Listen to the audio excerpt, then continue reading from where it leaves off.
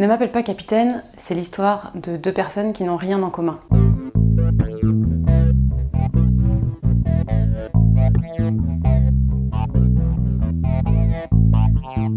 D'un côté, il y a Aude, une jeune fille issue de la grande bourgeoisie de Port-au-Prince, de celle qui a bâti sa fortune sur le dos des pauvres gens, de celle qui prend bien soin de génération en génération de ne surtout pas se mélanger aux autres, reste bien à l'abri derrière les hauts portails de ses résidences sécurisées sur les hauteurs de Port-au-Prince. Aude, étudiante en première année de journalisme, doit, pour un devoir, enquêter sur un quartier qui lui serait inconnu.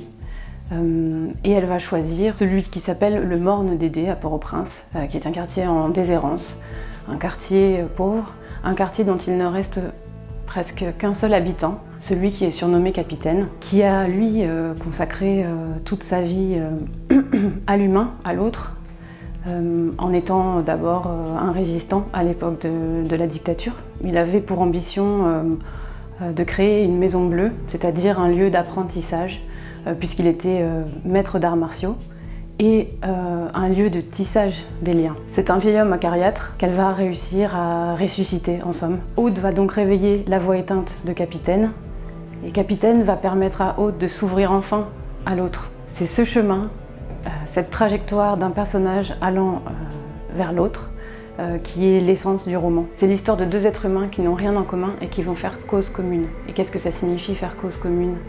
Ça veut dire laisser les guerres de côté et surtout se laisser une chance de découvrir ce qui n'est pas soi. Le livre, c'est l'histoire de ce pas qu'ils font l'un vers l'autre, que fait cet humain vers un autre. C'est le sujet brûlant du livre, mais c'est un sujet brûlant tout court. J'avais rendez-vous avec quelqu'un que mes amis auraient qualifié de vieux con et qui m'avait quasiment traité de pain bêche.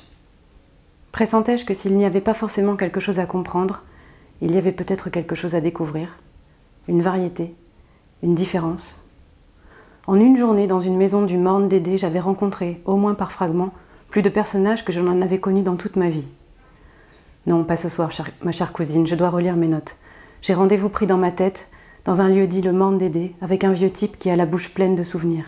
Joueur de foot et chanteur de charme, institutrice et ménagère, sa bouche est un lieu de passage, une collecte de petits destins perdus dans les éphémérides. Il ne bouge plus beaucoup et tousse plus que de raison, mais sa bouche est une vie des autres.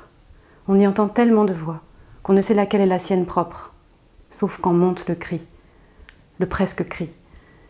Il tousse trop pour pouvoir crier, mais caché sous les autres, il y a sa voix à lui, une défaite et une révolte, les deux en même temps. Je me demandais s'il lui viendrait l'envie un jour de me dire qui était cette femme qui entrait dans sa tête à n'importe quel moment, changeait son humeur, lumière et ténèbres, méritant la louange et l'injure. Il n'y avait pas de raison. Les confidences aussi, il faut les mériter.